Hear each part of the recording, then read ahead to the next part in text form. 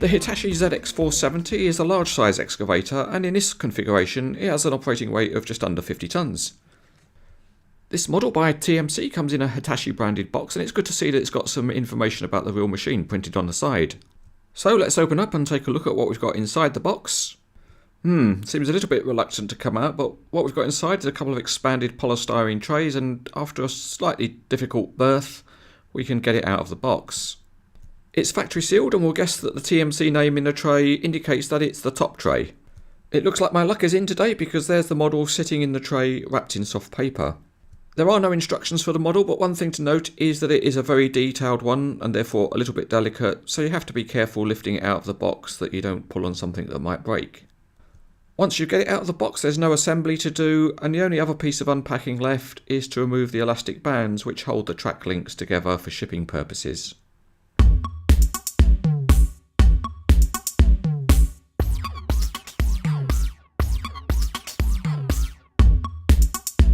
Starting underneath, the model is all metal, and there is some casting details on the underside of the body. The metal tracks have detailed double grousser pads, which is a little bit unusual because mostly this machine will be configured with triple grousser tracks. The detail on the track frames is very good, with lots of tiny graphics. The rollers on the bottom are non-functional, but the rollers on top do roll. The cab is top notch with work lights and wipers on the outside, and the metal mirror has a silvered surface which is fully reflective. The interior detail is also great, and we'll see more of that later. A particularly nice detail is the metal sidewalk outside the cab, which has got perforations. Also good is the metal access ladder with its textured steps, and the access panel handles have got silver paint to highlight the locks. The counterweight has got proper lifting eyes and a video camera, and the warning graphics are sharp. Another very nice part of the detailing is the main grills, which are see-through, so you can just see behind them that there are radiators and other aspects detailed.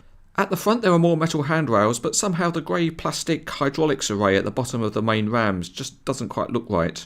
However, the rest of the hydraulics equipment detailing is excellent, and it starts with the equipment at the back of the bottom of the boom foot.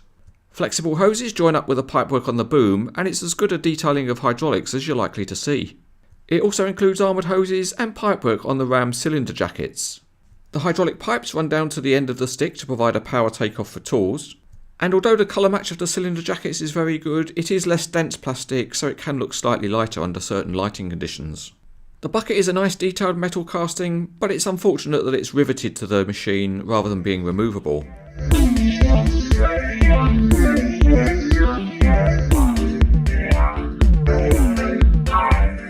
So let's get the big Hitachi out onto the CranesEtcTV earthworks site. And the tracks are too stiff to roll on a smooth surface. You can roll them by hand, but they are stiff. They're spring loaded to keep the tension up. But the bottom rollers are solid and fixed, so it's probably not helping them to roll. So let's give the tracks a try on a rougher surface. And again, the double grousser track shoes are not biting hard enough to overcome the friction and enable the tracks to roll. However, there's no issue at all with the rotation of the excavator. It rotates smoothly without any rocking. Also engineered well is the movement of the boom stick and bucket.